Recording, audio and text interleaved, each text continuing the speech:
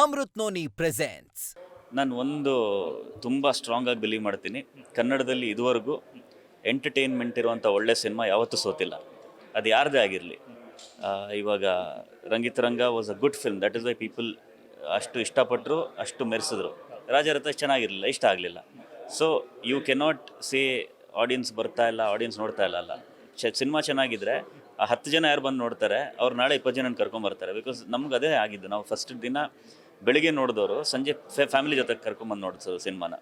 So that word of mouth ಏನಿದೆ audience ಕಡೆಯಿಂದ. And ಇನ್ನೊಂದು ನಾನು ವಿಷಯ ನೆನಪಾಯ್ತು ಇವಾಗ, ನಾವು ಬಾಹುಬಲಿ ಯಾವಾಗ ರಿಲೀಸ್ ಆಯಿತು ನೆಕ್ಸ್ಟ್ ಇದರಲ್ಲಿ, ಆ್ಯಂಡ್ ಸಿನಿಮಾದಿಂದ ಥಿಯೇಟ್ರಿಂದ ಸಿನಿಮಾ ತೆಗಿತಾರೆ ಅನ್ನೋದು ಯಾವಾಗ ಗೊತ್ತಾಯಿತು, ಜನ ಎಷ್ಟು ಸಪೋರ್ಟ್ ಮಾಡೋದನ್ನು ನನ್ನ ಕಾಲ್ಗಳು ಬರೋಕ್ಕೆ ಶುರು ಆಯಿತು.